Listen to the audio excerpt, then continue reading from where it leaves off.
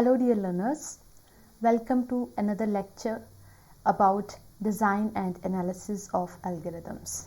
In this lecture we will discuss about branch and bound approach to solving the algorithmic problems. So what is branch and bound approach? Branch and bound approach is used to find the optimal solution for optimization problems. So now what are optimization problems? The problems in which we use to minimize some objective function or we try to maximize some objective function. Okay, so we have already seen the examples of optimization problem. For example, when we consider the 0-1 knapsack problem, there that is a maximization problem. What we try to do in 0-1 knapsack problem, we try to maximize the profit. Okay, so it means 0-1 knapsack problem is an optimization problem. So usually the problems which are not NP hard, they can be solved in polynomial time using algorithms, using approaches such as the greedy approach or a dynamic programming approach, etc. But the problems which are NP hard means the problems which do not have a polynomial time complexity. Not having, this is very naive definition of this. So the problems which are not having known polynomial time complexity. It means they cannot be solved in polynomial time. They have some exponential time complexity. So this is just a naive definition of NP hard problems. So for these kinds of problems, we can use the branch and bound algorithm. So branch and bound algorithm is similar to backtracking algorithm. It explores the entire search space. So the search space, as we know, is the space, this is in the form of a tree, right? So the tree represents the possible solutions and partial solutions to the problem. Okay, so here each state is representing a possible solution. Okay, so like backtracking, in branch and bound also we search this entire search space tree. Search space means the entire search space where the solution can be found. Okay, so it searches the space of all the possible solutions and it provides us the optimal solution. Okay, optimal means which is the best solution concerning all the constraints, keeping all the constraints in view. So it uses a lower or upper bound. It estimates some lower. If this is a minimization problem, then it will use a lower bound. If it is a maximization problem, it will use an upper bound on the quantity which is being optimized. Okay, so if we are trying to find the maximum profit in 0-1 knapsack problem, then we will estimate an upper bound. Upper bound means what is the maximum profit which we can get. Okay, so using those kinds of bounds, it travels from the root of this search space tree to other solutions. Okay, so if it is finding that a particular state is not directing us to the optimal solution, then it backtracks, right?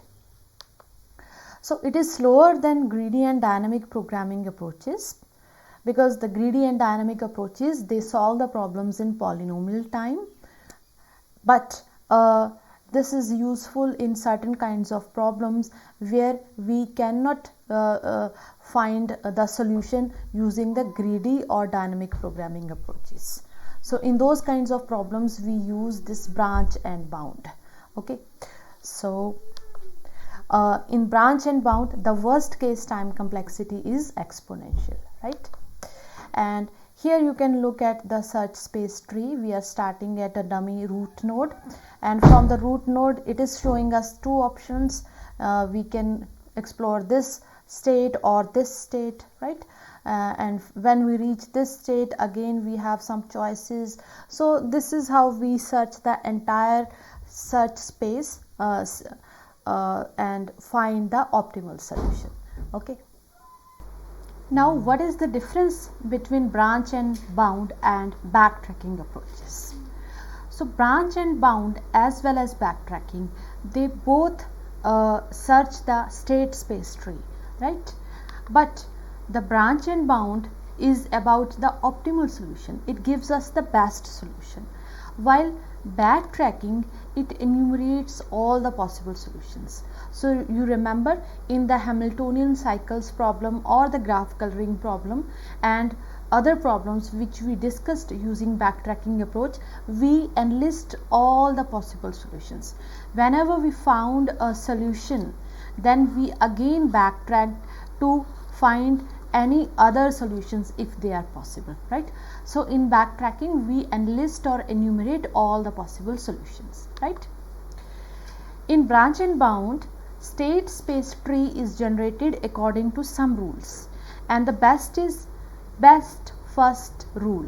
So among all the possible solutions which are available at a given node, we select the best. Okay, suppose this is the best, so we will explore it first. Okay, while in backtracking, we generate the space tree in the depth first order, right? So these are the main differences between backtracking and branch and bound. Okay, so what kind of methodology do we use in branch and bound? Each tree node is representing a problem state. This we know very well. And here the tree nodes are generated dynamically while you execute the algorithm, just like backtracking. The nodes are of three kinds. Node can be a live node, an E node, or a dead node. So there are three kinds of nodes.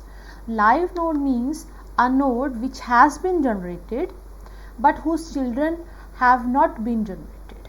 Okay, so it means we have this node in our, suppose we are using Q data structure. Okay, because we will explore the nodes in the first in first out order most probably.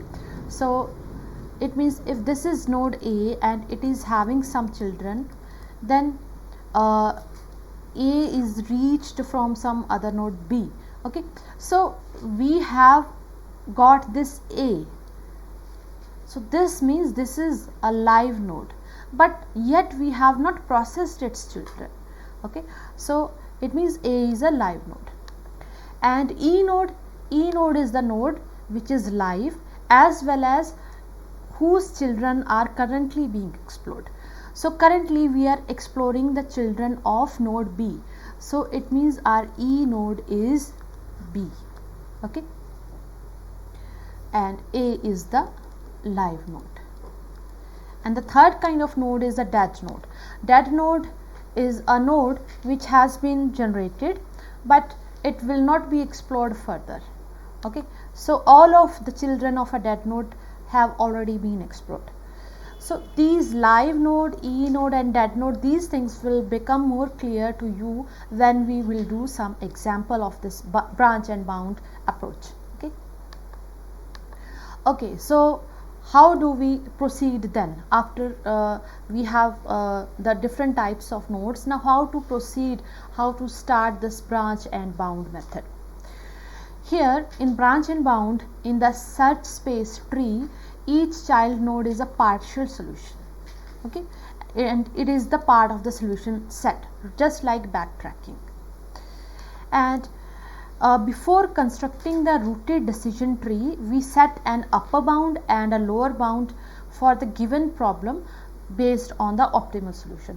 So whatever kind of problem is given to us, first before starting the search space state space search, we decide what is our upper or lower bound.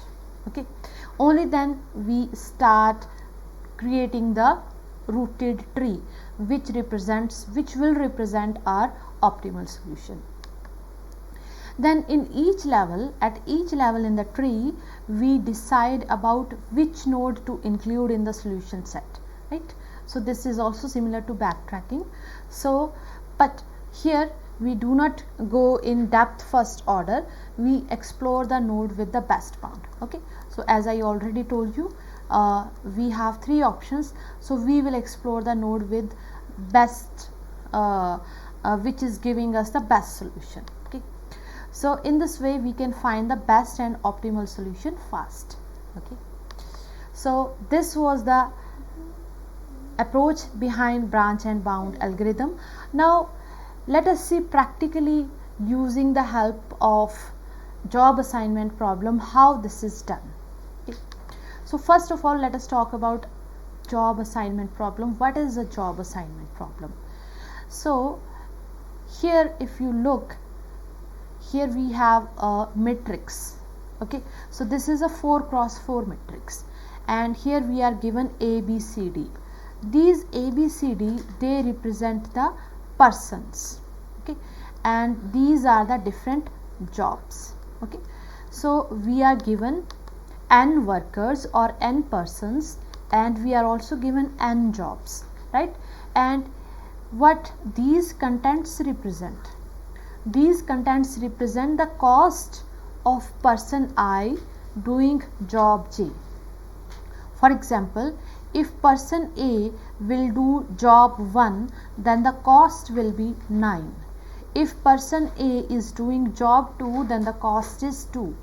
Similarly, if person C is doing job 3, the cost is 1, right? So any worker can be assigned any job, and if a job is assigned to one worker, then it cannot be assigned to any other worker. And what is the problem now? The problem is, to perform all jobs, we have to execute all jobs by assigning exactly one job to one person, and the job assignment should be done in such a way that the total cost of the assignment is minimized. So this is a minimization problem. We have to assign jobs to persons in such a way that overall cost which the company has to incur is minimized, right? So as I told you during the branch and bound methodology, we first have to set a lower bound on the assignment of job. Why lower bound? Why are not we setting an upper bound? Because this is a minimization problem. We have to minimize the cost of jobs, right? So low bound will help us in avoiding the search of subtrees that do not lead us to an optimal solution.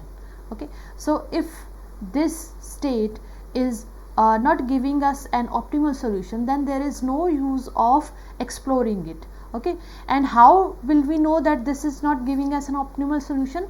With the help of lower bound, right? So you will be able to see in a moment when we will do example. So basically there are two approaches to solve this job assignment problem. The first approach is take minimum entry from each row. So we have the rows as well as columns, right? And these rows represent the workers, and these columns, they represent the jobs, right? So one way can be to take the minimum entry from each row, right? Minimum entry from this row, from this row, from this row, from this row, right? Then what does it mean when we are taking the minimum entry from each row? It means that for each worker, these are the workers, rows represent the workers. Okay, so for each worker we are choosing the job with the minimum cost. Okay, so it means for person A we are choosing a job which will cost us minimum. Okay, so means if this is 10, this is 8, this is 9, and this is 12, and we will pick 8, right? It means the minimum cost for person A for doing any job, right? Similarly for person B, again we will pick the minimum cost job. For person C also we will pick the minimum cost job, and so on, right? So this is one approach. And when we add these values, okay, so when we add the minimum entries from each row, that will give us a lower bound. Okay, so this will be called our lower bound for this problem if we go row wise. And the second method is, for each job we have to choose a worker with the lowest cost. Okay, so this is messed up. Okay, let me erase this. So what is the second option? Let me again draw it. Right, so these are the workers and these are the jobs. Now we are going column wise. We are taking the minimum entry from each column. Okay, so this is the minimum entry here, like this. Okay, so what does it mean? If we take the minimum entry from column 1, it means for job 1 we are picking the person who will cost us minimum, right? We are choosing a worker with the lowest cost for that job, right? Similarly, for job 2 we are again picking the person which will cost us minimum. For job 3 also, job 4 also. And when we add these 4 values, this will give us a lower bound. So we can take any approach, okay, out of these two approaches, taking minimum entry from the row or taking minimum entry from the column. Both will yield us the same solution. Both approaches will give us the optimal solution, right? Now let us look at an example of job assignment problem. Okay, so this is the same problem which we discussed, which we saw at the very first slide of this job assignment problem. Now we will solve it using branch and bound method. And before starting branch and bound, let us first find the lower bound. Okay, so there are two approaches to solving this problem, row wise approach or column wise approach. So let us first discuss the row wise approach. In row wise approach, the lower bound is found by selecting the minimum from all the rows. So minimum in the first row is 2, in the second it is 3, in the third it is 1, and in the fourth it is 4. Okay, so the total is 2 plus 3 plus 1 plus 4. The lower bound is 10. Okay, so now we can start our state space search, and now let us create the root node. And here the lower bound, let me write it, it is 10. Okay, so now we will explore the first level of this tree, and this level will deal with job assignment to person A, worker A. So for A we have 4 options. A can be assigned job 1, A can be assigned job 2, A can be assigned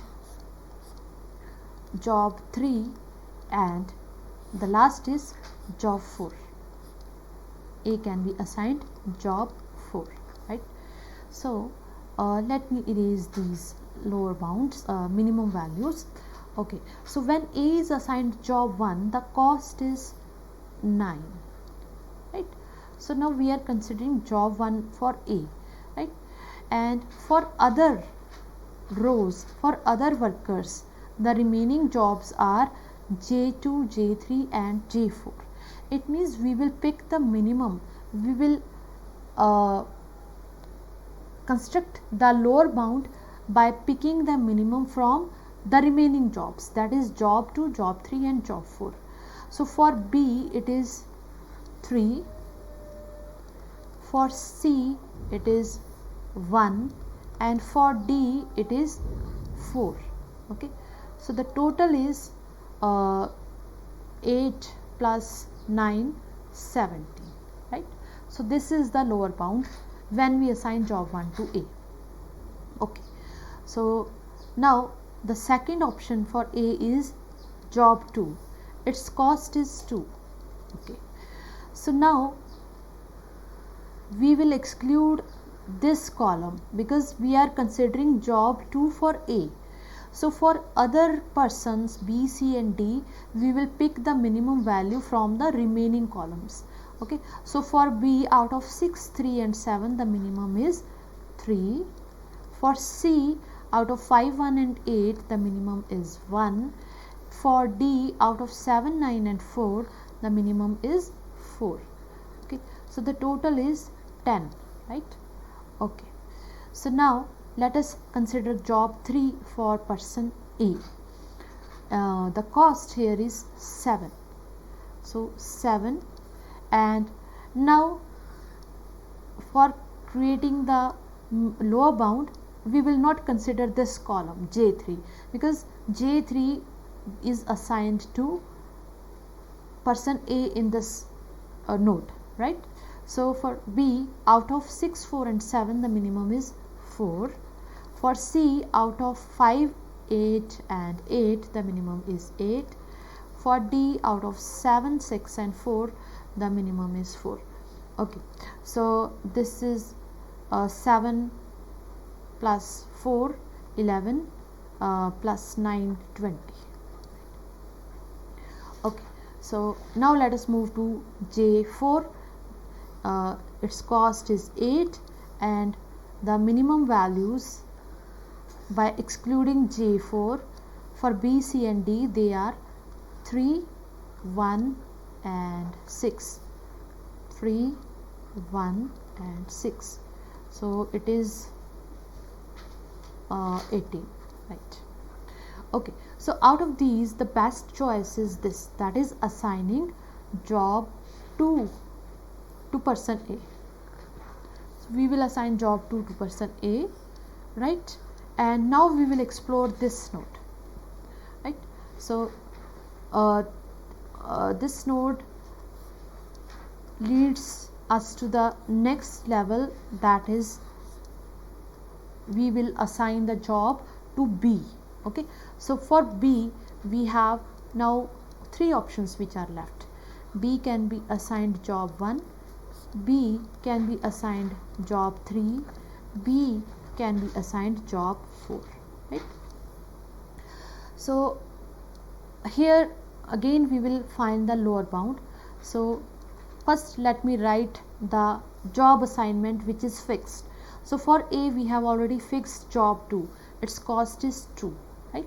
So here I have written 2. Now for B, we are considering job 1, its cost is 6, right? Okay, so for C and D, we will pick the minimum out of the remaining columns. Okay, so we will not consider J1 because J1 is assigned to B in this option, in this node, and J2 has already been fixed for A, so these 2 columns will be excluded. So for C, the minimum out of 1 and 8 is 1, and for D, the minimum out of 1 and 9 and 4 is 4. Okay, so the total cost is 5 plus 6, 11, 12, 13 when we assign job 1 to B. Okay, so now the next option for B is job 3. Okay, so its cost is 3. So A's cost is 2, job 3 for B, its cost is 3. Okay, so now for C and D, we have to consider columns J1 and J4, right? Okay, so out of 5 and 8, minimum is 5. Out of 7 and 4, the minimum is 4. Okay, so this is 9 and plus 5, 14. Okay, so this is the bound when we assign job 3 to B. Okay, so now let us explore this option, assigning job 4 to B. Okay, so A's cost is 2, B's cost is 7, C's cost, now we have to consider J1 and J3. So C's cost is 1 and D's cost is 7. Okay, 15, 16, 7. Total cost is 17, right? So now we have all the 3 options, and out of these 3 options, the minimum is this. So it means we can assign job 1 to B. Okay, so job 1 is giving us the lowest bound. This is the best option. Okay, so you can note here that we are using the best fit strategy. Okay, so out of all the nodes which are available at any level, we are picking the best and then we are exploring that node. Okay, so now this node, we are exploring the children of this node. So this node is our E node, right? This node will become our E node. Okay, so and these are dead nodes. Okay, these are the dead nodes which we have already explored, which we will not consider further. Okay, this is also dead and this is also dead. Okay, and right, and one thing more which you can notice is that we are going in the breadth first order. Okay, we are exploring all the nodes which are available at a particular level, and out of them we are selecting the best and then we are going to the next level, right? Okay, so now let us go to the next level, which is about the assignment of job to C. For C, now we have only two options. C can be assigned job 3 or C can be assigned job 4, right? These are the two options which are available. Okay, so for A, job 2 is fixed, whose cost is 2. For B, job 1 is fixed, whose cost is 6. And for C, here we are considering J3, whose cost is 1. And for D, the only option which is left for taking the minimum is J4, right? And its cost is 4. Okay, so it is 13 total, right? And then the next option for C is job 4. Okay, so 2 plus 6 plus job 4's cost is 8. Okay, 8 plus D's job assignment can be now job 3 only, and its cost is 9. Okay, so it is 2 plus 6 8, 8 plus 8 16, plus 9, this is 25. Okay, so out of these two options, this is the best one. So it means we will assign job 3 to C, right? So now we can move to the last level. The last level is about the job assignment to D. So D has only one option. Okay, so it means we have already found the solution, and the solution is that you can assign job 2 to A, job 1 to B, job 3 to C, and job 4 to D, and this node will only give us the total cost.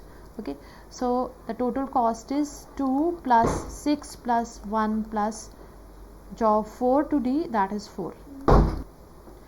Okay, so the total cost is 2 plus 6 8 plus 1 9 plus 4 30. So this is the total cost of assigning the jobs, right? And this is the optimal job assignment, and this we have solved using the row wise approach. But we can also find the solution to job assignment problem by following a column wise approach. So let me give you a hint of the column wise approach. In the column wise approach, the lower bound will be found by looking at the columns, not the rows. Okay, so for J1 the lowest is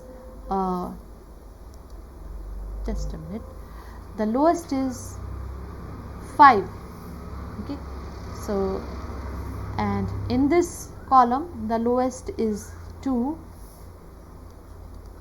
then in this column the lowest is 1, in this column the lowest is 4.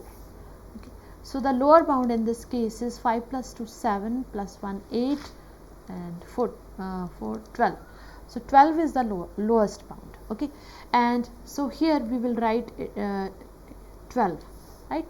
And at the first level we have 4 options, but now we are going column wise. Okay, so we are not assigning job to the person, but we are finding the person for the job. Okay, so let me erase this thing. We can erase it all together. So it means what we are doing here at the first level we are considering job 1. Okay, so job 1 can be assigned to 4 persons. Now we are looking at this problem from a different angle, right? But the solution will be the same.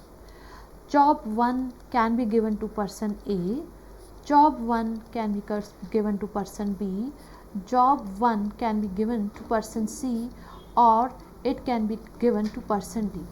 Okay, so now we will find the lower bounds for all of these. We will find the cost for all of these options. Okay, so if you assign job 1 to person A, the cost will be 9.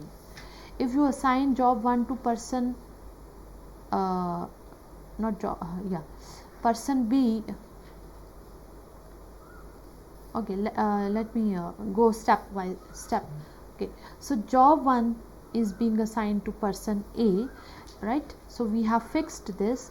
Now for the remaining jobs we can look at these rows for finding the minimum, these columns for finding the minimum. Okay, so for job 2 the minimum is 4, for job 3 the minimum is 1, and for job 4 the minimum is 4. 4 1 4, so 9 plus 4 plus 1 plus 4. Okay, so this is 18. Similarly, the second option is job 1 can be given to person B. Okay, so this 6, right? And here the job 2 then can be given to person A or person C or person D. Similarly, job 3 and job 4 and so on. Okay, so if we give job 1 to person this is job 1 and this is person B. Okay, so it means job 2 can be given to person A or C or D. So minimum is 2 in these rows. Similarly, job 3, 7 1 and 9, the minimum is 1, right? Job 4, the minimum is 8 8 4, the minimum is 4. Okay, so this is 13, right? Similarly, job 1 can be given to person 5, and in this case for job 2, job 3 and job 4 we will find the minimum from row A, B and D, right? And when we give the job 1 to person D, the cost will be 7, and for other jobs J2, J3 and J4 we will find the minimum from these J2, J3, J4, and these are the persons now which are available, A, B and C. So we will pick the minimum from these rows. Okay, so in this manner we will find the best option from this level, and then we will go to the next option by exploring the best level. Okay, suppose this is the best level, right? So now in this level we will find the person for job 2, right? So in this case we will fix the cost of job 1, right? And we will explore the other options which are available for job 2, right? And then after finding the cost we will go to the next level, which will deal with the person assignment to job 3, right? So when we reach here we have already fixed the person for job 1 and person for job 2, right? Now we will find the person for job 3, and after finding the cost of the assignments which are left, we will pick the best assignment, and we will reach the last level which will deal about the person, which will find the person for job 4, right? And this level will also give us the total cost of the job assignment, and the solution to this problem using the column wise approach will be the same as that which we found using the row wise approach. And I encourage you to complete this solution, right, the column wise solution. Okay, so this is all about the job assignment problem using branch and bound. Thank you.